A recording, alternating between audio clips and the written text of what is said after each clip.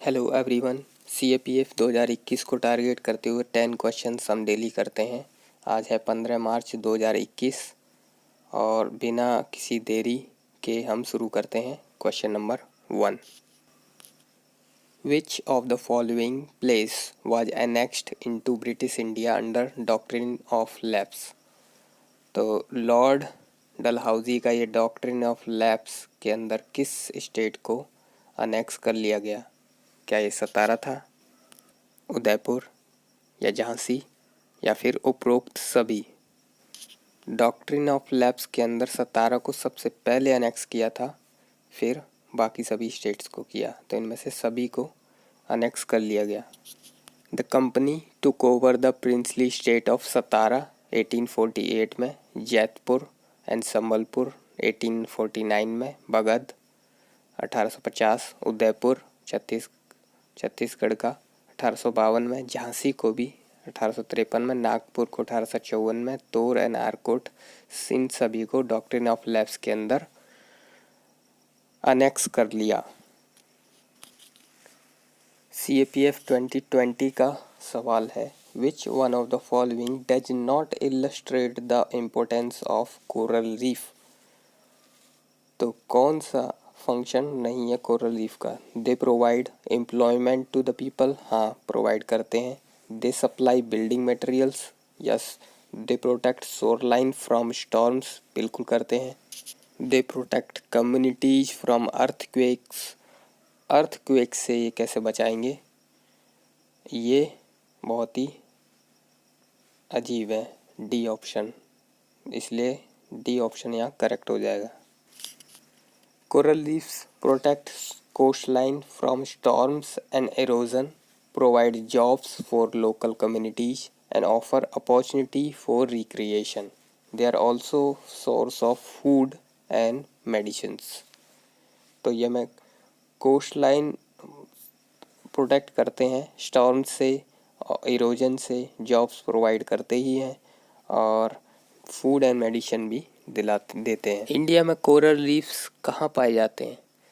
अंडमान निकोबार में पाए जाते हैं, लक्षद्वीप आइलैंड्स में पाए जाते हैं, गल्फ ऑफ मन्नार में पाए जाते हैं, यहाँ पर सभी जगह पाए जाते हैं।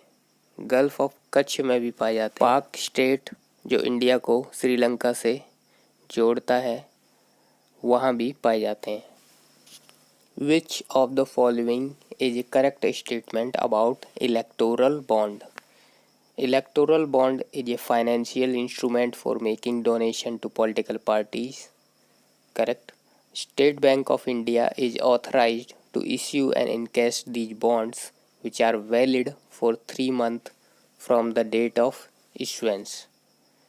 यहाँ पर SBI तो ठीक है, लेकिन ये 3 मंथ का टाइम गलत दिया हुआ है।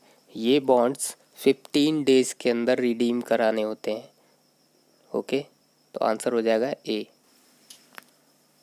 State Bank of India is authorised to issue and encash electoral bonds which are valid for 15 days from the date of issuance.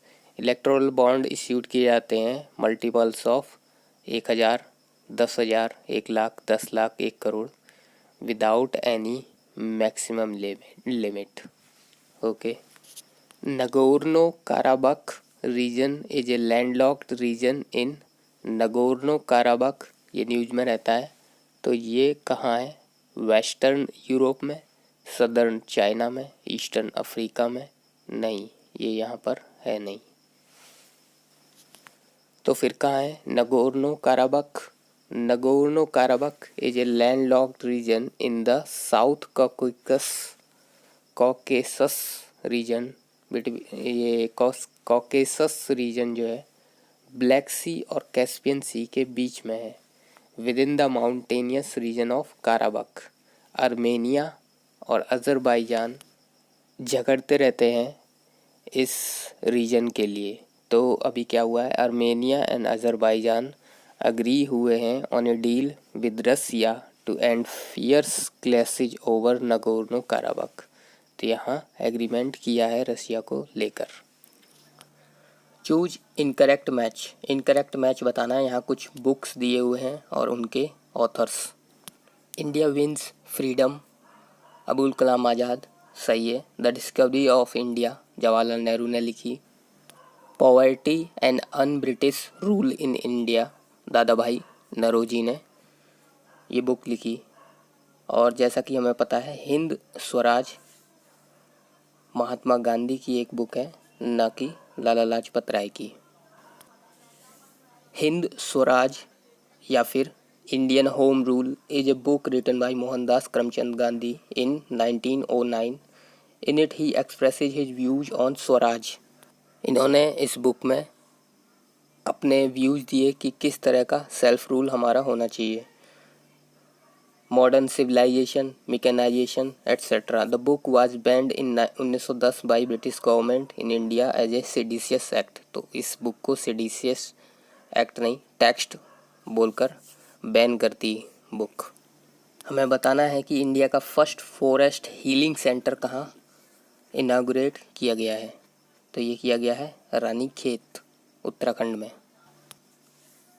India's first forest healing centre inaugurated in Uttarakhand, Ranikhet. Next question, Operation Thunder किसके against चलाया जाता है?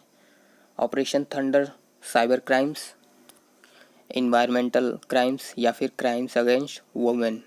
Operation Thunder चलाया जाता है against environmental crimes. Interpol and World Custom Organisation conduct करते हैं Operation Thunder 2020 में 103 कंट्री मिलके। Operation conducted against environmental crimes. In India the India custom along with Interpol and WCO 18 ton seize करते हैं red sandalwood, जो कि UAE में ले जा रहे थे। रेड सैंडलवुड बहुत महंगा होता है। The Jarawa tribe lives in which one of the following state या यूनियन टेरिटरी? CPF 2008 का क्वेश्चन है।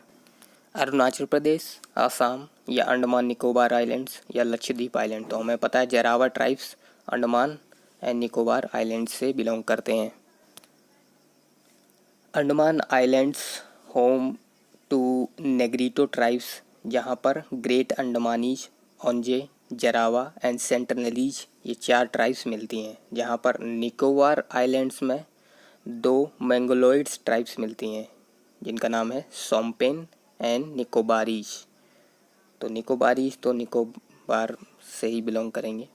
इजी क्वेश्चन आ गया है। गौतम बुद्धा अटेंड इनलाइटनमेंट कहाँ पर? सारनाथ में इन्होंने फर्स्ट टीचिंग की थी। लुम्बिनी, नेपाल में ये बॉर्न हुए थे। और कुशीनगर में इनकी डेथ। इन्होंने एनलाइटनमेंट हासिल की बोध गया, बिहार में। Buddha attend enlightenment at Bodh Gaya in Bihar. Last question, who described revolution of 1857 as it was neither first nor national nor war of independence? तो ऐसा किसने कहा?